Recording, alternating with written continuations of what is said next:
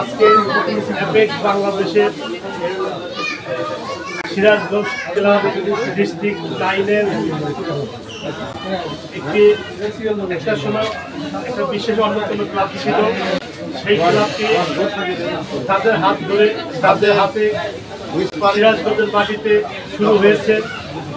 সেই ব্যক্তি আমাদের মাঝে উপস্থিত ফাউন্ডার প্রেসিডেন্ট এবং সে সময়কার ফাউন্ডার সেক্রেটারি এবং পরবর্তী সময়ে করোনাকালীন সময়ে প্রেসিডেন্ট সহ সেই করোনাকালীন সময়ের যোদ্ধারা আজকে তাদের এক অংশ। অ্যাপেক্স ক্লাব 1931 সালে অস্ট্রেলিয়ার জিলম শহরে উৎপত্তি হয়। এখানে তিনজন প্রকৌশলী ছিল, এয়ান ল্যাড, রংহাম ক্লাউড এবং জন বাকার। এই তিনজন এটা শুরু করে পরবর্তী এই ক্লাবটা এশিয়ার বিভিন্ন দেশে এটা ছড়িয়ে পড়ে।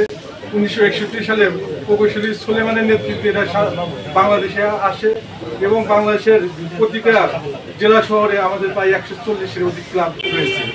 এরা সেবামূলক ক্লাব, এটা আন্তর্জাতিক স্বেচ্ছাসেবী সংগঠন, সুনাগরিক আর একটা বন্ধুত্ব। তো আমাদের মধ্যে কোনো ভেদাভেদ নাই, এটা আমরা সবাই সমান।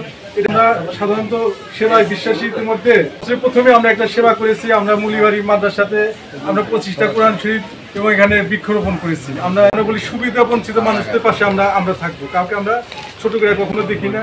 এটা অ্যাপেক্স ক্লাব সিরাজগঞ্জ করোনাকালীন সময়ে প্রচুর সেবা দিয়েছে। এখানে আমাদের ফাউন্ডার প্রেসিডেন্ট হেলাল আহমেদ ভাই, সে প্রচুর সাপোর্ট দিয়েছে।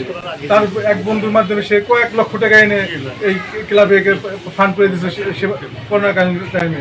তখন আমাদের এই সব প্রোগ্রামে সাধারণত মানে আপনার ডিসিএসপিরা গেস্ট হিসেবে আসে, যাই আমাদের অনাকাঙ্ক্ষিতভাবে হয়তো আমরা আজকে করতে পারি না।